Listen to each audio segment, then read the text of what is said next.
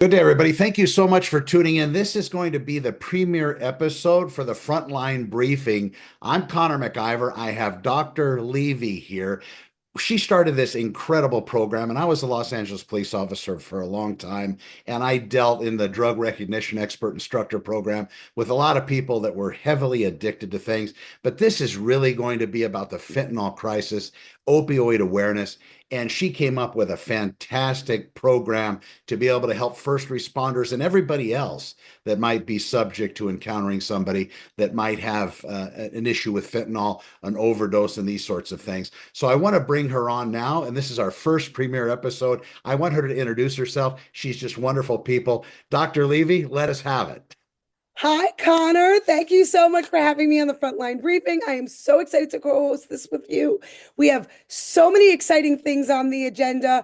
The fentanyl crisis, the opioid crisis is really something that has unfortunately taken our society by storm.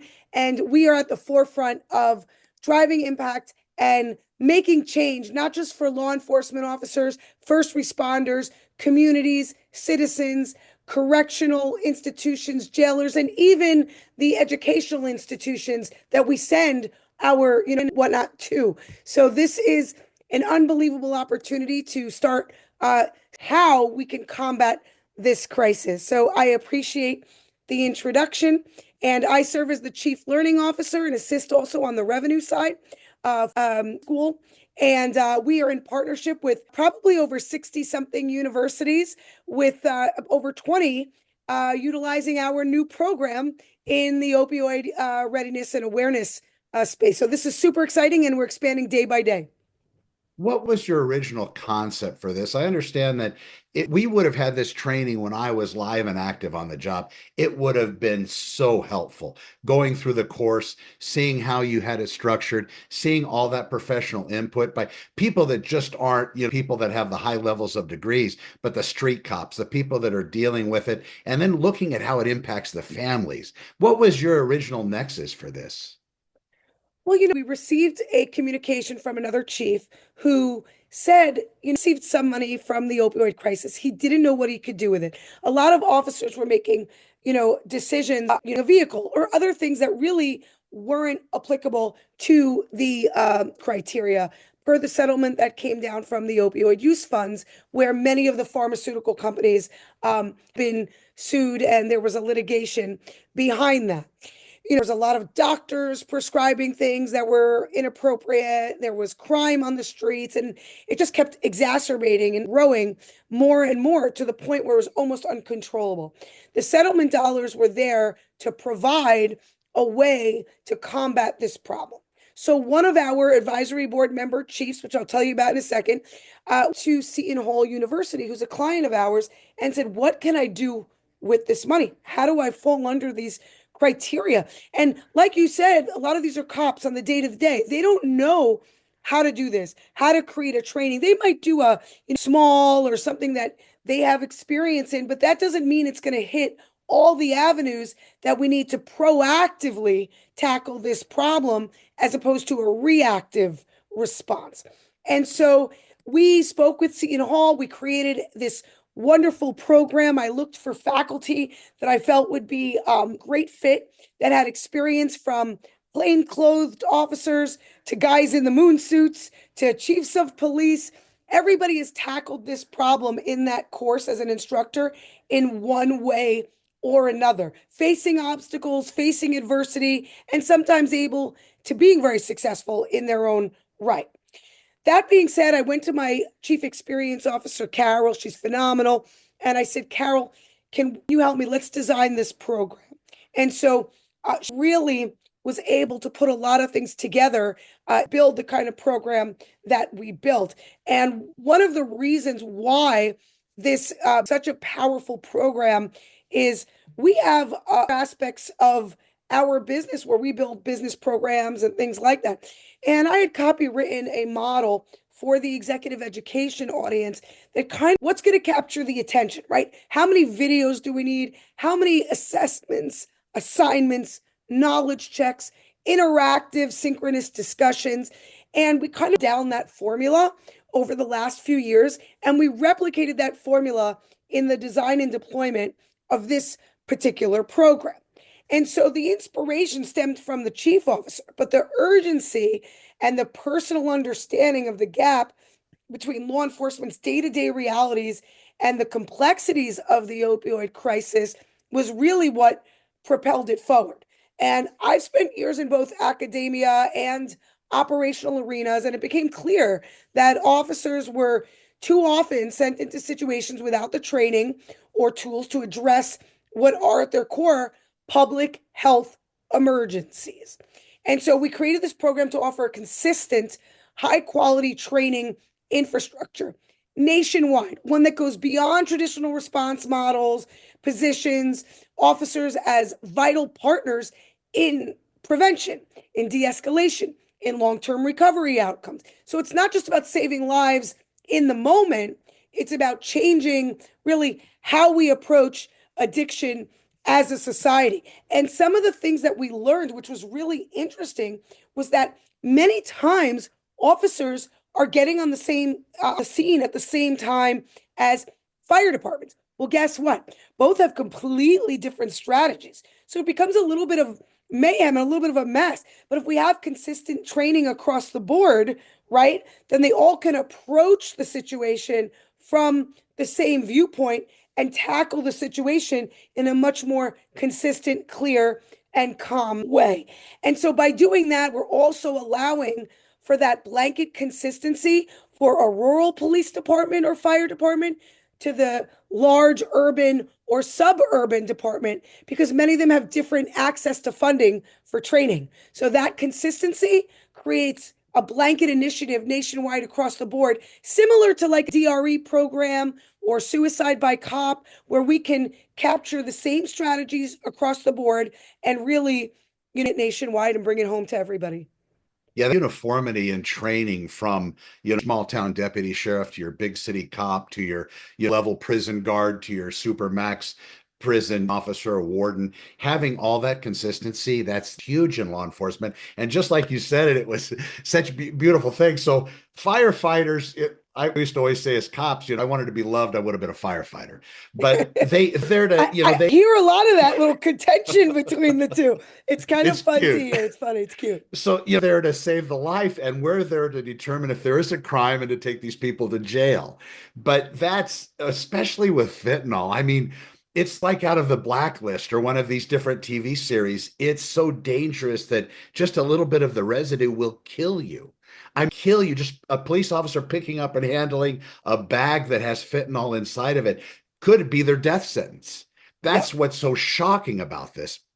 And people realistically don't understand the gravity unless it's impacted their family, somebody they know. They watch a YouTube video, which definitely isn't the same experience as watching somebody do that dance of death in front of you because they just touched something that gave them, fentanyl overdose. Tell me about the way that you put together the actual manuscript or the care model. I thought that was incredibly powerful. Thank you. And I have to defer to Carol on that. Thank her because that was really her brain putting it together. One of the things that I felt was very important throughout all our curriculum design that we keep consistent across the board is having different acronyms. People tend to be able to remember that. When you're an officer out in the field, you're not remembering your syllabus. You're not necessarily remembering the poster on the wall that you learned from 5 years ago. So having a very brief kind of pager or some short acronyms that can get their juices flowing and they can remember the strategies is super critical. Most existing trainings are either narrowly focused on clinical overdose response or they offer a brief one size fits all content with little opportunity for critical reflection or real world application. When you use a phrase like from crisis to care, calm, assess, respond, and engage, you're creating a tactical yet human centered framework for high stakes encounters. Calm reminds them to regulate their own stress response first. Assess involves observing the environment and the individual for cues beyond the obvious. Respond emphasizes deliberate, measured action rather than reactive force. And engage closes the loop with a purposeful communication or referral to services. So, what makes it so powerful is its adaptability in every situation. It gives officers a flexible, field tested structure that they can apply in an unpredictable, emotionally charged situation, but still prioritize safety, dignity, and long term recovery oriented outcomes. You also covered a few things about anxiety, PTSD, these situations. How does that program interact with these outcomes in the street? Because, take people to jail as police officers, but with this program, whenever you do that, you can end up causing somebody excessive harm, especially somebody that's on fentanyl or maybe has some on their body, gets it absorbed in their system. Where does this other things play in? A really important point that you brought up. And sometimes the empathy, resolution about adhering to understanding the mental Mhm. health or what position the person is not well received by a lot of folks because they're thinking this is a criminal situation or in a way it's an illegal That's situation. right. Yeah. So you kind of co-occurring conditions such as PTSD, anxiety, or other behavioral health challenges. We don't expect officers to be psychologists, but equipping them to recognize what might appear as resistance, aggression, or noncompliance could actually be the manifestation of trauma or a mental health disorder. And just to put that in perspective, we have a couple of folks that we've worked with that I've brought on my team that were already working with me at our organization. But because of this, they had their own personal experience, a mom or dad that was your regular day-to-day office person and now they're addicted to a pain pill for their back or something. They start to become, more aggressive in nature. And so they wanted to be a part of this because they understood it from the PTSD and the mental health disorder and those behavioral challenges in a personal setting. And so, how can we officers to bring down crime rates or do anything else if they don't understand that perspective as well? So, this awareness shifts the officer's mindset from control to connection while still maintaining control. It enables them to adjust their approach, mitigate escalation and de escalate, and more appropriately triage individuals toward care rather than incarceration when obviously needed. And in turn, this fosters better community relationships and also enhances officers' confidence in managing complex calls, particularly those that involving interactions or high risk individuals. So this type of empathy and de-escalation process will still get them the numbers that they need to achieve in being to put the right people away, but it's also able to help those to come out of those situations and get back into being productive members of society. Tell me about with the empathetic look. This is something that really struck me when I was going through the training. It's looking at instead of just looking at somebody at face value, oh, this is a parent drug addict, this is somebody that's maybe ingested fentanyl. It gave me a little bit more pause when I was thinking about all the interactions I had, and then maybe some of those outcomes could have been different, maybe less stressful for me, definitely, because I wouldn't have just looked at this person in that typical cop view. I would have had a little bit more empathy towards them. In addition to that, I have addicts in my family. So that demon to fight is incredible. And this program brings the police officer, again, not compromising officer safety or firefighter Correct. safety, MT safety, but But it it level brings, sets. yes, that was the most, and the way it's presented. So how long is this course? Tell everybody, which I think is going to be a shocker. It's only 4 hours. It's four modules. It's inclusive of 3 to 4, 5 to 8 minute videos. There is a knowledge check. Each was quantitatively and surveyed for response from the officers. We've had thousands of officers go through it. I actually oversee a police chief advisory board currently with about 245 chiefs on the board, and that's only in about 20 states. We're expanding to nationally to 50 states, and we'll probably be well over 500 chiefs by the time we're done.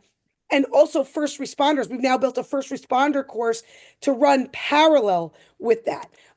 So it's actually get a university certificate. We're tied to 20 universities throughout the United States. So they get a certificate, they get post accreditation in certain states, CEUs. I mean, a phenomenal opportunity. They get the course paid for by opioid funds. We actually go and source the funding for these officers. So there is no outlay or liability from their departments. And it's really such a, that we've put together. It reaches your empathetic, and mentioned that before, empathy and de-escalation. And honestly, when I see what officers have done, where officers are, and where our society is today, I'm looking at generations. I have a Mhm. 22-year-old girl and a 13-year-old daughter. There's a lot going on there. Honestly, no longer optional. These are really essential tools to modern policing. And so we're asking officers to operate at the intersection in a way of mental health, substance use, trauma, and community trust. And it's to do because it expands their scope of really what they were trained to do. But without empathy, officers are running the risk of escalating already volatile encounters. Without de escalation, the opportunity for a safe, non lethal outcome narrows significantly. These skills not only improve outcomes in the field, but they also protect officers themselves. They reduce liability, Yeah, stress, liability is huge, burnout, Doc. huge. And they reinforce the role of law enforcement as protectors and problem solvers, not just enforcers. And let's face it, cops have had a bad rap. They're always seen as protectors, especially not in the last 20 to 30 years. This situation allows them to prove why they were set to serve in the first place, to protect and serve. And so it kind of in a different light and allows the citizen to understand where they're coming from and vice versa.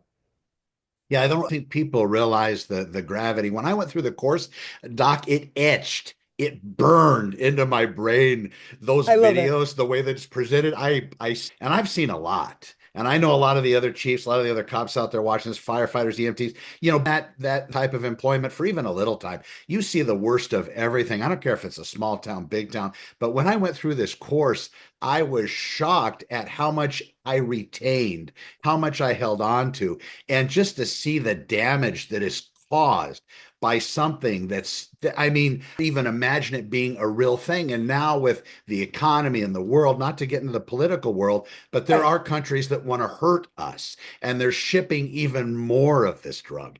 And some of the things whenever they had that police officer that touched the bag and actually almost died, and the officer used a life-saving product. Tell us a little bit about that. Interesting because this is something, although that situation is not necessarily on the happening very often or officer, what we are seeing is this is something very common in human trafficking problems. And so, for these children, they're providing directions to somebody on a map. Next thing you know, that cell phone that person has put in front of them, or there's a little powder somewhere on the door handle of a car. And next thing you know, and they're in a van shipped off to another country. This has become a problem, not just on what people think as, the day criminal level, but it expands so many aspects of our society. Typically, you're not associating human trafficking with, overdose, No. but right. But it really does touch a from the police officer. There's an article I read the other day. I'm floored by this article that I actually sent it to Rick Wall over in because we're conversing. There was a in Florida, and her 2-year-old toddler was, obviously officers will know this term, was tweaking on fentanyl, meth fentanyl accessibility that she had. The mother left the 2-year-old at home, another county, clearly not to get caught. This child, 2 years old, helpless, a standard home, a regular home, nothing that you would think of that was out of the ordinary or of the typical mindset in a criminal environment. Yeah, And not so some dark alley behind a trash can. This is a middle income, normal American home. correct. This is day to day touching human trafficking, domestic abuse, sexual violence, cops that are on the street, drug users, those that just need pain because they on a disability. This is touching everybody. And so for that reason, we've now had to expand this scope nationwide because it's that officer that touched that bag once in that situation. That's only one example of what's happening across the nation. 101,000 approximately deaths in 2024 from fentanyl. Officers are receiving 20 to 25% of their phone calls are due to some sort of opioid related crisis. We need to stop this and we need to stop it now. Yeah, that most officers get. I remember there was very little. A lot of it came in the field, but there was nothing like the curriculum you put together.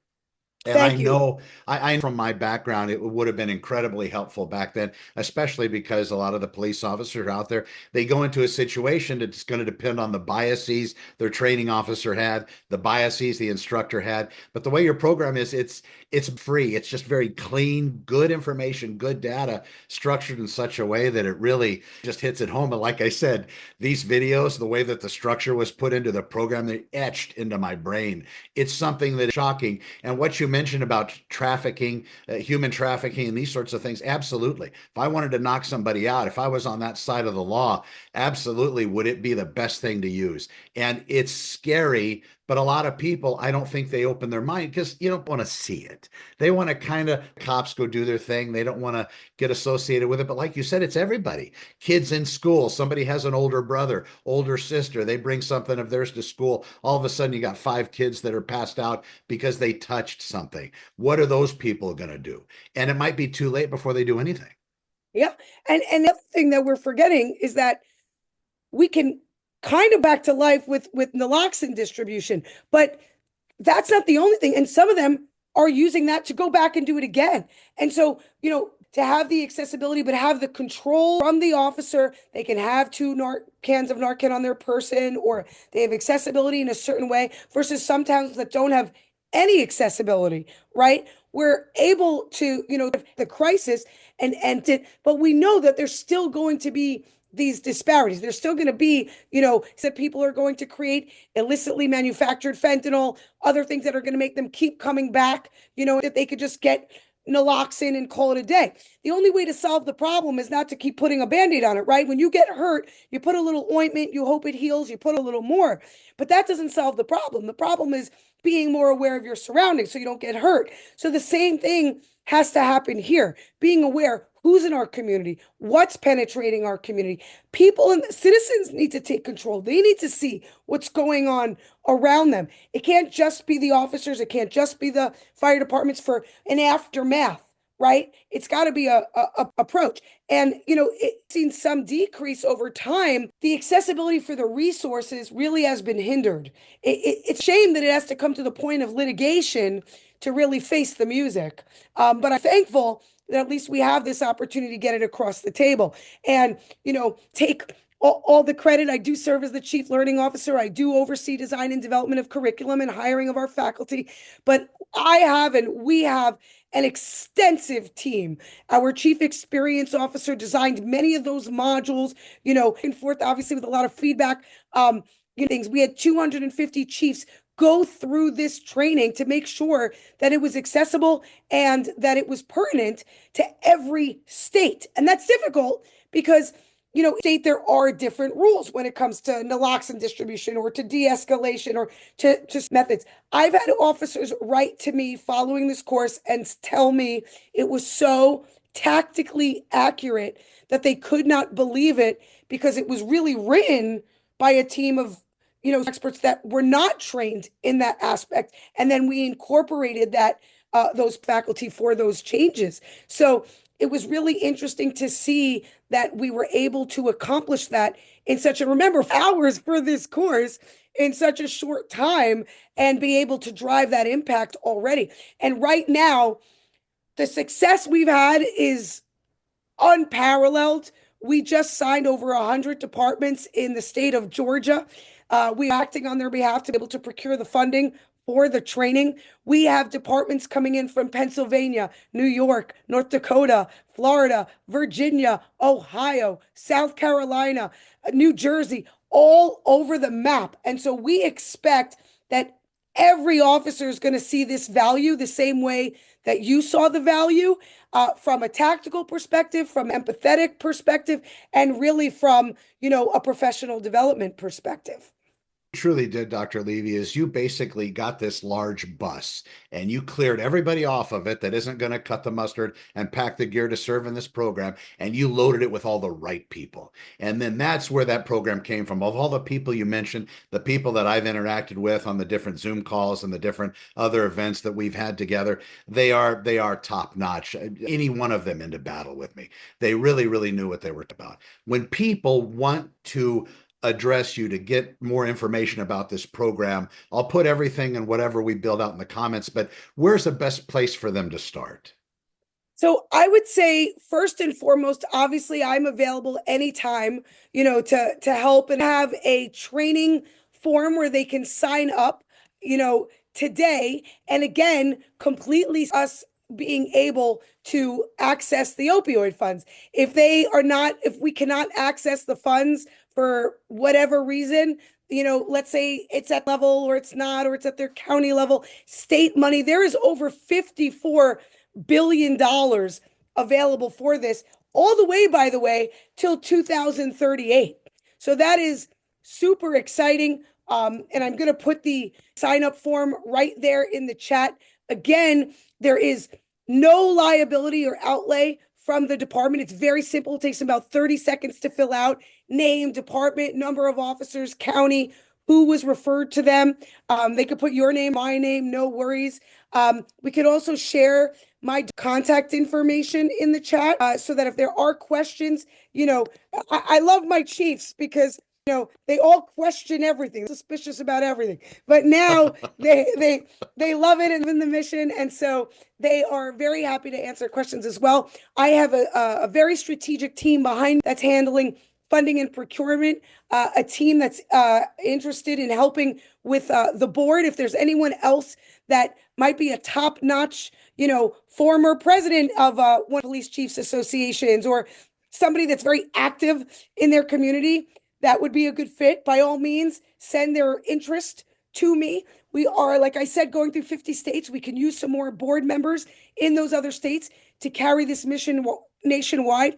But first and foremost, complete the form, because there's no harm, no foul. It takes you 30 seconds, and there's no way we would have, I think I checked this morning, we had 128 departments come through on the form. And that doesn't include, before we had the form, others that have come through standard, quotes and things like that. So this is happening. It's happening now. We're making change. And now is the time. Active, retired officers, fire departments, it does not matter. Dispatchers, all sworn officers need to be taking this training.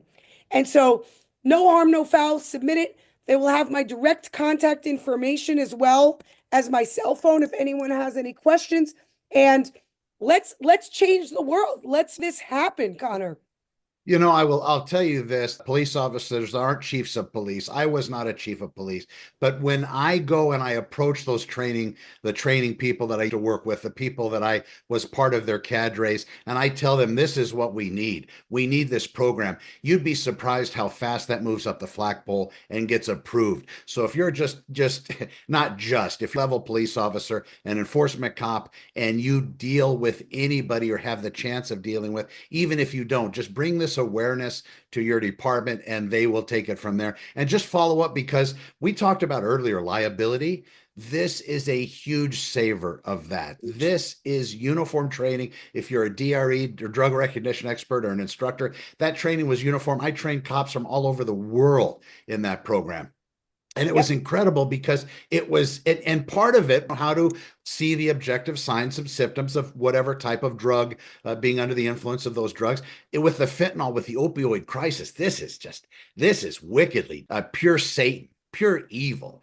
It And is. the people that are coming this, if you're watching this and you're just a nurse or you're not part of a big global thing where you can get the training, it's still powerful for you too. Take it, run it up your flagpole, see what they say. But it really is the most valuable training you will go through. And what's cool about it, and I know Dr. Levy will support me on this, it will continue to evolve. Yes, I was Because just going to say that. go ahead, go for it. So we now just launched our first responder program. also in many, many of our university partner states. We are then going to continue to create a program for correctional institutions and jailers because we know they work hand in hand with a lot of the police departments.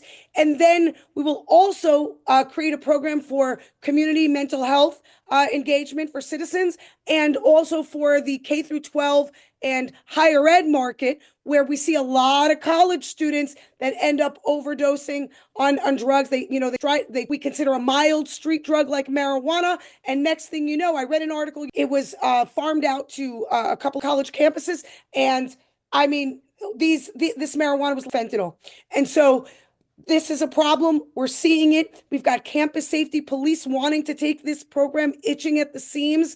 There's no reason why every officer, first responder, academician, officer warden should not be taking this program. Nurses, mental health awareness, EMTs, anybody involved in those fields, they should be taking this program. If we have to provide a new program for them, if we need to update things, we are there. We have a team 24/7 working on this. We believe in this mission, and we want to change from crisis to care.